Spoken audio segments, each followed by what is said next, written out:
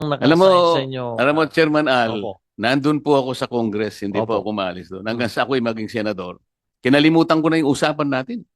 Ah, Kaya ako gusto kong, talagang by nature, gusto kong maniwala sa tao. Talagang dapat ganun, magtiwala tayo sa isa't isa. Pero pagka yung usapan, pinag-usapan, pagkatapos walang mangyayari, kaya parang nagdududa ako na sa bawat sagot mo, totoo kaya ito? Pwede kayang maniwala ako? Hindi. Kasi meron akong karanasan sa iyo. ah, Yan, may nakasulat na PAGCOR to make, yan, registered. Registered na ho, Attorney Luglug. Pwede ka na maglaro. No? So, nasaan yung KYC na sinasabi natin? Kahapon lang ho to. So, naglolokohan ba ho tayo? Nasaan ho yung KYC? So, ang tanong ko, anong nangyari?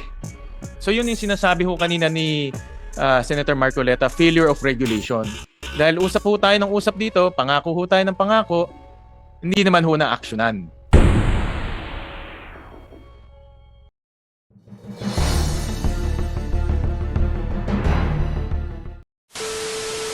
Mr. Chair. Chairman Al, kanina sinasabi mo, parang nabigla ka naman masyado. pasensya na Ah, po. mas problematic sa'yo yung mga illegal, sabi mo kanina. Ibig ba sabihin, walang problema doon sa mga accredited mo at saka mga approved online gaming operators? Hindi ko po, siguro po babaguhin ko. Ang sinasabi ko po hindi perfecto din yung yung mga legal na sites natin. Meron pong mga problemang naiengkwentro. Pero nagkakaroon po tayo ng isang mekanismo kung saan pwede pong magreklamo ang mga customer. Samantalang doon po sa legal, ay doon pong sa binanggit ko kanina, Senator Marcoleta, na halos kumulang sa 2,000 sulat buwan-buwan na natatanggap ng PAGCOR, 60% po doon ay ang tinutukay ay mga illegal na website.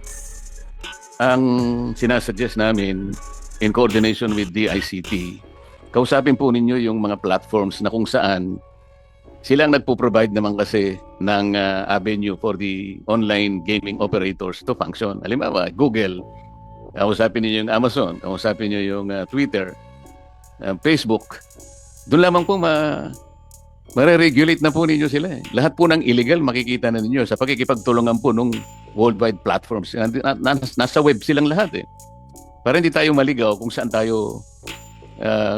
Kasi sabi nyo kanina, nagsilitaw na ito, dumami ng dumami. Pero kung makikipag-ugnayan kayo dito sa mga platforms na ito, madali po ninyo silang ma-screen at mapahinto lahat yung mga illegal. Di po ba? Di po ba Tama po tama kayo yun? dyan. Kaya po naiulat ko at kung mamarapatin niyo po, Senator Marcoleta, ang DICT Secretary na at ang CICC, ASEC o USEC na ang magpapaliwanag. Ano na po ang nagawa namin mga Hindi, hakbang naintindihan ko po sa yun. Kaya mungkahi gusto lang nito? na para madali tayo, kayo po in coordination, DICT, LCICT, kausapin po nitong mga worldwide platforms na to, madadali. Kasi kanina po, nagsisip yung blame kasi doon sa e-wallet. Samantalang ang regulation po, kayo talaga eh. Dapat nga po magpasalamat kayo sa BSP na walang galang na po. Dahil sa ngayon, nakahanap tayo ng isang solusyon na pansamantala makatutulong po sa paglaganap nito, lalong na yung mga illegal na pwede pala nilang kahit paano suspindihin yung link na tumutulay sa mga e-wallet para masugpo po yung mga hindi mabuting nangyayari kagaya ng gustong ipasinag mamaya dito. Uh, Wala po kayong kagaya ng sinasabi ni Senator Pia kanina. Mukhang wala kayong in-institute na KYC measure sa mga inyong accredited and approved online gaming operators. Kasi kung meron yun, ang laki po ng maitutulong. Hindi basta-bastang nakakapasok yung mga tao na gustong sumali dito sa ganitong industriya. Sapagkat alam naman natin na very pernicious lalo na sa mga bata. Sa mga katwid, kulang na kulang po yung regulatory measures po na dapat sana ay nakatatag na dyan. Para sa ganoon, ang pag-uusap siguro natin, konti na lang. So ngayon po parang nakikita namin, there is a complete breakdown of regulatory mechanism. Kaya po tayo nag-ship sa e-wallet sapagkat yung BSP, mukhang meron silang karakarakan na measure na pwedeng ilatag, gagaya ng nangyari kanina. Napagdiskitahan nga lang sila sapagkat nasabi pa niya ay 48 hours. Hindi ko naman alam na kaya palang gawin. Sinuggest ko lang, nagkataon lang po na pwede naman palang gawin. Paano kung wala silang ganoon? Sa mga kapatid, we are all dependent on PAGCOR's regulatory mechanism na wala pala. So, paano po ano yung masasabi ngayon na makakapagtatagpo tayo ng regulatory mechanism? Sapagkat ang direction po ngayon, complete ban. Siguro kung complete ban, mas maganda na po sa akin yun. Ngayon, kung halimbawa pag-uusapan yung regulation, kung wala naman po kayong masasabi na mekanismo para i-regulate po natin sapagkat ang nakikita namin, dumadami ang problema. Yung technology mas mabilis pa sa regulation. Paano namin tatanggapin yung commitment ninyo na meron kayong kakayahan? Kasi kayo po yung regulator. Yung charter nandito po eh. Kayo ang regulator, wala nang iba. Patutulong lang kayo sa iba kung kaya kayong tulungan. So how can we make sure na kaya po ng PAGCOR ang pagre-regulate? Salamat po sa katanungan niyo, Senator Marcoleta. Kung mamarapati niyo po, hindi naman po sa wala kaming regulasyon. Meron po talaga kaming yung KYC binabanggit niyo, yan po ay pinatutupad sa pangkasalukuyan. Kaya lang, tulad po ng sinasabi ko, ay hindi naman perfecto yung KYC proseso. Kung minsan po nagagamitan tayo ng mga fake na ID na kung saan nakapaglalaro yung hindi dapat makapaglaro. Pero gusto ko pong ipaalam sa inyo at maaaring i-furnish ko din po ng kopya ang committee. Meron pong rules and regulations tayo sa lahat po ng ating mga license operators. Baka ang sinasabi mo, Chairman Al, yung regulatory framework for the issuance of gaming licenses for the establishment of gaming venue, ito po ay November 22, 2023. Meron ka ring revised regulatory framework for the remote gaming platform November 15, 2023. Meron ding Memorandum Circular number 6, September 20, 2016, galing sa Office of the President. Okay. Meron DILG Memorandum Circular 2018-25, February 28, 2018. Meron ka ring Circular Letter number CL 2021-012, February 6, 2021. Meron kang BSP Memorandum number M 2018-002, 17 January 2018. Meron kang Republic Act 9487, ito yung PAGCOR Charter. Ito ba ang sinasabi mo na regulatory environment na pwede mong ilaban dito sa lumalaganap na o papalaki ng salot na sinasabi ng chairman kanina?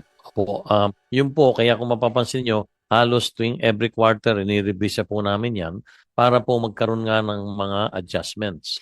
Pero Kaya parang hindi ganun po yung nangyayari. Kaya nga lumitaw ngayon. Ang tendency na nga, yung direction is total ban to online games. Kasi nga, mukhang hindi nga nakikita na meron kayong kapasidad na magpatupad ng regulation. Ako, personal, Chairman Al, Opo. gusto ko maniwala sana sa'yo. Pero kung naaalala mo, meron tayong naging pag-uusap tungkol sa ating constituents. Siguro 3 taon na nakararaan. Nandun pa ako sa kabilang house. Kung natatandaan mo pa. opo, yung dalawa pong Walang nangyari, hindi ba? hindi po, kami po yung nakikipag-ugnayan sa inyong tanggapan. Meron na pong dalawang Alam mo, nakasign sa inyo. Chairman Al, Opo. nandun po ako sa Congress, hindi po Opo. ako umalis doon. Hanggang sa ako'y maging senador. Kinalimutan ko na yung usapan natin. Kaya ako gusto kong, talagang by nature, gusto kong maniwala sa tao. Talagang dapat ganun, magtiwala tayo sa isa't isa. Pero pagka yung usapan, pinag-usapan, pagkatapos walang mangyayari, kaya parang nagdududa ako na sa bawat sagot mo, totoo kaya ito? Pwede kayang maniwala ako? Hindi. Kasi meron akong karanasan sa iyo. Senator, Pasensya ka na kung kailangan Opo, ko sabihin ito sapagkat ito importante, lalo na itong tinatalakay natin ngayon. naintindihan ko po kayo. Ang totoo po yung ating pinag-usapan ay ipinatutupad pa lang ngayong taong ito. Nagkaroon po ng mga delay sa pagbibili, sa procurement. Pero ang maliwanag po, Senator, Hindi ganun ang sinabi mo sa akin. Meron ka sinabing within the next 2 weeks. That was 3 years ago. actually, not this. Malinaw ang aking memory, Chairman pareho Alan. tayo. Birthday po yun ng isang kakilala natin nung nagkita tayo. Kaya nga, so meron timeline yun eh. May time Opo. frame yun eh. Hindi yung sasabihin Nagkaroon natin. po kasi ng problema sa procurement. Ako po hihingi ng paumanhin sa inyo sa kadailan ng kailangan po palang humingi pa ng clearance sa isang ahensya ng gobyerno. So, na-delay po yon. Naalala ko po nagkaroon din tayo ng Hindi follow-up. tayo kasi pwedeng magtiwala na kapag sinabi natin ngayon, hindi pala natin alam na meron palang iba't iba pang mga factors na i-consider. Kagaya ngayon, nag-uusap-usap tayo. Sasabihin mo sa amin na meron tayong framework, meron tayong regulation. Paano, on my own personal basis, paano ako maniniwala na kaya mong ipundar lahat ito? Bakit hindi ako maniniwala na pwede, total ban na lang kasi talagang hindi naman po pwede yung regulation kasi nandiyan pa si Chairman Al eh. Kung pwedeng palitan natin si Chairman Al, baka sakaling maniwala ako, magre-regulate muna tayo. Yun po yung usapin dito eh. Opo. Kung ako naman po ginagalang ko yung inyong paniniwala, Pero gusto ko pong ipaabot sa Hindi inyo. paniniwala yung commitment Oh, nating dalawa. yung nasa- Kasi yung- ako, nung sinabi mo yon, sinabi ko na rin doon sa constituents. Mhm. So ako ngayon ang napahiya. Di bali na yun. Hindi ko naman pwedeng kasi sinabi sa akin ng chairman. Hindi, ako na po ang gumawa ng paraan. Hindi lang po ako masisi ng mga tao. Opo, ako po sa harap ng lahat ay humihingi ng paumanhin. Pero gusto ko lang pong ipaabot sa inyo na hindi ko po personal na kasalanan. Nagkaroon po ng mga intervening events. Na-delay po talaga at alam naman po ng lahat Chairman, na... karirinig ko lang ngayon eh. Halos 200 milyon ang naibibigay mo sa ahensya ng ating pamahalaan. Marami to, binasa ko sa iyo kanina. Opo. Iba't ibang ahensya. Yung pinag-usapan natin. Alam mo ba kung gano'ng halaga lang, no? Nagkakahalaga po ng 4 na milyong piso. Masisira ba ang salita natin ang dahil doon lang? Ako po'y tulad ng sinabi ko, humihingi po ng Hindi, gusto ko kasi, Chairmanal, yung pagtitiwala sa isa't isa. Meron kang posisyon na kinakailangan ay pagtiwalaan ng ating mamamayan. Bawat sasabihin mo, maniwala ang taong bayan. Doon lang magmumula ang pagtitiwala ng mamamayan sa mga may posisyon na kagaya mo. Ngayon, pinag-uusapan natin isang social issue. Hindi natin alam kung yung regulation is the better option o total ban. Hindi natin alam yung social cost will be outweighed by the benefits that your organization or yung iyong sektor na kinakatawan ay makatutulong talaga dito. Ngayon, ang pinag-uusapan natin, ang kapasidad mo.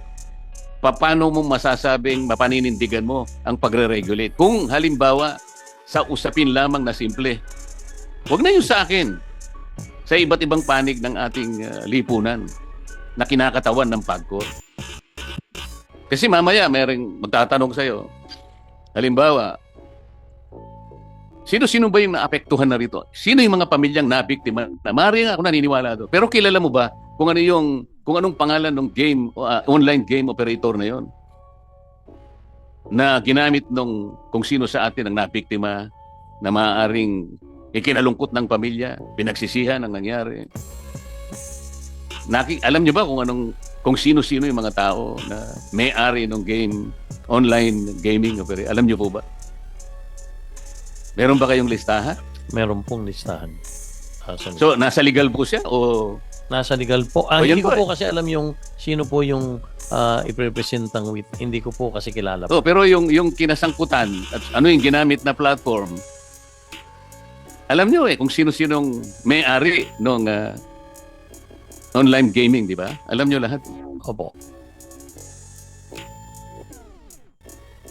O anong gagawin po ninyo? Hindi ko po alam madidinig natin sa hapong ito tungkol dun sa reklamo. Kasi ganito po yun eh. Kailangan mapalitaw po natin na kayo po may kakayahan as a regulator. Siguro, wag na yung operator, as a regulator. Dito po nakasalalay kasi ang kapalaran ng napakaraming ahensya. Dito natin pag-uusapan, ando na po yung benefit na nabibigay nyo. Hindi naman po natin maikakaila yun. Kaya lang merong social cost nga po. Ito po yung titimbangin natin. Napakahirap sa panig namin magdesisyon kung wala kaming tiwala sa kakayahan ninyo na i-regulate nga po ito eh. Bilang ako, hindi ko alam kung saan ako boboto ngayon. Kasi kailangan matatag ang paniwala namin. Matatag ang regulator na yan. Baka sakaling dun muna ako kasi napakaraming natutulungan. Ngayon, kung hindi ako naniniwala sa kakayahan ng regulatory mechanism mo, total ban na lang. Wala. Mamili ka talaga. It may be a very hard choice, pero dun ako pipili. So ngayon, paano ako magdidesisyon kung hindi ako naniniwala? Kinakailangan tayo ngayong magdepende sa BSP sapagkat siya ay may kakayahan na suspindihin ang e-wallet. Ako hindi ko kilala po kung sino yung mga e-wallets na. But I think they can live up to their own. Siguro they can sacrifice siguro yung online gaming. I'm not sure how many percent is the online gaming in the market of e-wallet.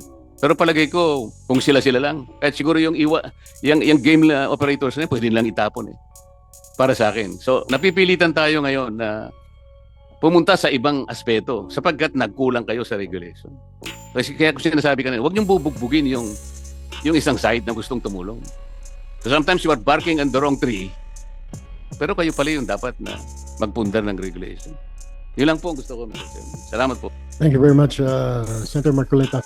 We go now to Senator Wing Gatchalian. Before that, before you ask questions, you can deliver, or are you going to deliver an opening remarks? Then after the opening remarks, you can ask questions. Thank you, Mr. Chairman. Well, Mr. Chairman, I just have a short opening remarks. Final ho natin itong proposal natin to strictly regulate online gambling dahil bilang chairman po ng Basic Education Committee, marami pa akong nakakausap ng mga school owners and school administrators na sila na ho nagsasabi through text na nakikita nila yung kanilang mga estudyante, mga senior high school, ay naglalaro nitong mga online gambling. So ito yung patunay na yung sinasabi ni Senator Marcoleta na may failure of regulation. Now whether it's PAGCOR or it's BSP, but I'm saying meron talagang failure of regulation on the part of government. Dahil nakikita ito ng ating mga school owners na mga bata, no? Senior high school, aged 16, 17, 18, naglalaro ng ganitong online gambling. Kaya ho tayo nag-file nitong proposal na i-heavily regulate itong mga online gambling. So meron po akong konting tanong sa PAGCOR at alam ko marami na hong natanong, Mr. Chairman, but this is to follow up some of the questions.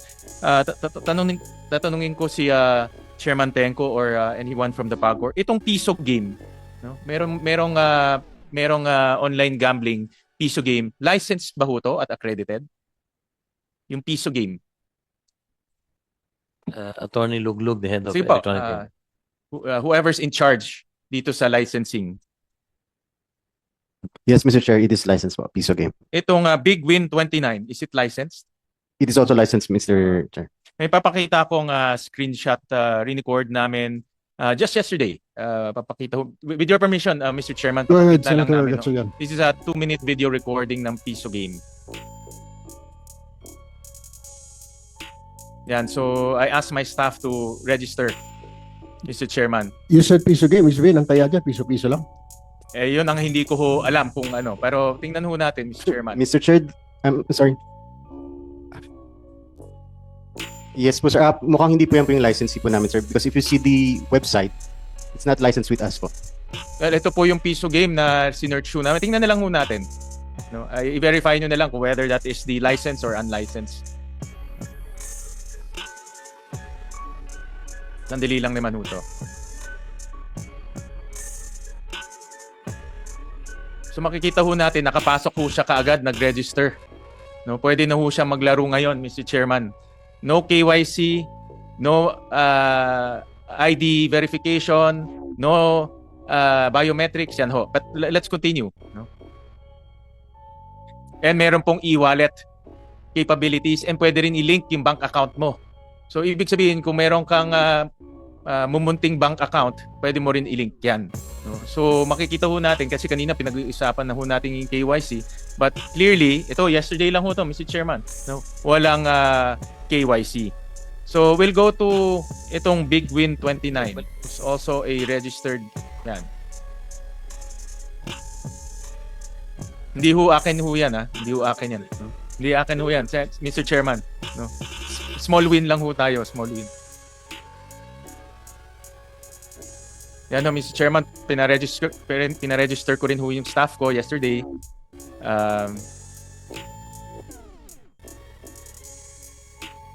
Yan po. Nalagay number, password.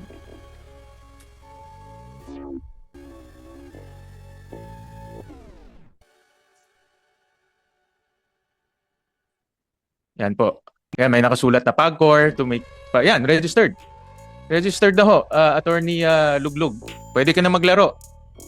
No? So nasaan yung KYC na sinasabi natin? Kahapon lang ho to. So naglolokohan ba ho tayo? Nasaan ho yung KYC? Well, Narinig ko kanina pa ulit-ulit, may bagong KYC, may bagong KYC. Nasaan ho yung KYC? Diba? At ang kasamaan ho dito, nakakonect rin ho ito sa mga online platforms. No? Whether GCash, Paymaya, pwede hong nakalink ho to lahat. Yun po yung delikado dito. So ang tanong ko, anong nangyari? yes, Mr. Chair, dun sa first presented po, Mr. Chair, that is an illegal website po, Mr. Chair. Because that is not one of our listed websites. Pero this one po, it is a listed website. We will investigate po. Why? Ba't hindi na-investigate? pasarado nyo na kaagad. Yes, Mr. Chair. Obvious naman ho na kung ngayon may bata, may high school, papasok ho dyan ngayon, pwede na siya maglaro. So yun yung sinasabi ho kanina ni Senator Marcoleta, failure of regulation. Dahil usap ho tayo ng usap dito, pangako ho tayo ng pangako, hindi naman ho na aksyonan. Di ba ho? Kaya ho useless yung puro pangako lang dahil sa action walang nangyayari. So, kung i-review nyo lahat po ng licenses nyo, 22,000 games, I believe. Tama ba? Ilan po ang games na na-authorize? More or less, Mr. Chair. 2,000 games. Ilan licensees? 7 plus. 76 po. 76. I-review nyo ho kasi meron pang nakakalusot sa ginagawa ho ninyong regulation. Hindi ho effective yung nangyayaring regulation. May tanong ako sa'yo. Tinanong ho to ni Senator Zubiri kanina. Ilan po ang currently na naglalaro ngayon? Ilang active players po sa online gaming? Papakita ko ngayon. I'll show the slide. Kasi nagulat nung nakita ko ito, nahulog ako, Senator Zubiri, sa upuan ko. 32 million ang sugalero sa bansa ho natin. 1/3 ng population ho natin sugalero. 1/2 ng adult population, kasi ang adult is 60 million, sugalero. Nung nakita ko ito, Mr. Chairman, mahulog ako sa upuan ko eh. May we ask the chairman, may we ask lang where the source was from? Pagcor. Pagcor. This is from Pagcor. Kaya yung bansa ho natin, kinakain ho dahan-dahan ng pagsusugal. Kaya tama ho si Senator Zubiri kanina. Dahan-dahan ho tayo, kinakain ho nitong pagsusugal. Kaya dapat nung nakita nyo na ho, nung 2024, 8 million na last year. Dapat ho, naging mas maingat na ho tayo. Diba? Naging mas maingat lang ho tayo nung maraming mga senador nag-file na ng kanya-kanya ng mga bill to ban, to regulate. Pero to speak today, as we speak, 32 million ang sugalero. Kalahati ng adult population ho natin nagsusugal. Kaya ho talagang makikita ho natin mga vendors, mga jeepney drivers, mga tricycle drivers, nandyan na ho. An increase of almost 200% from last year. Senator Zubiri, yan yung kaninang tinatanong niyo ho. Kaya nakakatakot ho. Kung hindi ho natin to ihinto, tingin ko, by next year, all adult population sugalero na ho dito sa atin. Ang nakakatakot pa ho dito, pinakita rin ho natin na nakakalusot pa yung ibang mga games, no? Ibang mga operators. Hindi ho effective yung ginagawa nating regulation. Hindi ho sila natatakot. Kaya dapat pagtapos ho nitong hearing na ito, my advice to Pagcor, isarado na ho lahat ng mga violators kasi nakakatakot na ho yung nangyayari ngayon. Mr. Chairman, I'll show another, ito naman para sa, kasi naguluhan rin po ako, Senator Zubiri, sa sagot ng BSP. Sabi, within 24 hours, yung in-app, mawawala na ho yan. Tama po ba? Yes, Your Honor. So wala na ho kami makikita sa GCash na yung pag pinindot nyo po yung link, papasok ka sa gaming. Actually, meron din akong screenshot, Mr. Wala Chairman. na po. Wala na po, Your Honor. Can we Sorry, show that? 48 hours. Ito yung GCash. Ito yung sinasabi kanina ni Senator Cayetano at ni Senator Zubiri. Yan ho yung GCash. Yan. Ito, alam ho ng mga may GCash rin ho ako. Kaya, yan. Pag pumunta ho tayo dyan sa games, yan. Inside the GCash app, pwede ka nang magsugal. Tama ho? Sa ngayon po, but that's the one we instructed the BSP supervisory institutions to take down. Okay. So yan, hindi na ho namin makikita ho yan. Hindi na ho, after 48 hours. After 48 hours. Pero itong papakita ho namin yung isang illegal online gambling. It's called 1xBet. Yan. Papakita ho natin. Ito illegal gambling, Chairman Tenko. Pero may na-observe kami dito sa illegal gambling site. Can you show that? We'll just show the screen recording. Ito. Dito sa 1xBet, pwede ring mag-link sa mga bangko, pwedeng mag-link sa mga e-wallets. We'll just show that. No? So, ibig sabihin, yung mga illegal, pwede ring i-link yung savings account mo, pwede mo ring gamitin yung GCash, tumaya doon sa mga illegal. Your Honor, we instruct the BSP supervised institutions to make sure that they check their merchants before they provide financial services to them, Your Honor. So, bawal po for a mobile payment app. Can you go back yung app lang, Carla? Yan. Tingnan ho, yung taas pa. Yan, Paymaya, GCash, lahat. Pwede mong GoTime, BDO, lahat. Lahat ng bangko na pwedeng sipsipin yung account mo o pera mo, nakalagay ho dyan. So, ang punto ko ho, Mr. Deputy Governor, hinihigpitan ho natin sa sa legal online gambling. Pero yung mga illegal, grabe ho. At ako, sasabihin ko na ho sa inyo, useless lang ho kausapin yung GCash at Paymaya. Dahil kumikita sila legal o illegal eh. Useless ho sila. Pagkakausapin ho natin sila, sasabihin nila, ginagawa nila yung pagre-review. Pero lalabas lang ho yan sa kabilang tenga. Kasi kumikita, whether legal, illegal, kumikita ho sila. Alam naman ho natin yan. That's why, for Your Honor, we are putting the regulations in place so that it will not be permissible for them to service to provide links from the mobile apps. Mobile apps meaning GCash, Maya, to here. Ang aming gustong mangyari, basta e-wallet ka, bawal na i-link. Whether illegal or legal. Simplehan na lang ho natin. Wag na natin hong bigyan, wag na nating i-mandato itong mga GCash na sila ang mag-screen kung legal o illegal. Hindi nila ho gagawin yan. Yan ho ebidensya. Kahapon lang ho to. Yan po yung ebidensya. Kasi kumikita sila doon. Kaya ho kanina, narinig ko yung inyong sagot kay Senator Zubiri na pinag-aaralan pa. Wala na ho dapat pag-aralan dahil alam ho natin na yung GCash nakalink ho sa illegal. I-verify, we will wala no i-verify, ano yung ebidensya? what I meant, Your Honor, is we will bring this to them and also inquire what what why we want, is ang there. regulation na gusto ho namin, sinabi nyo na ho kanina walang in-app.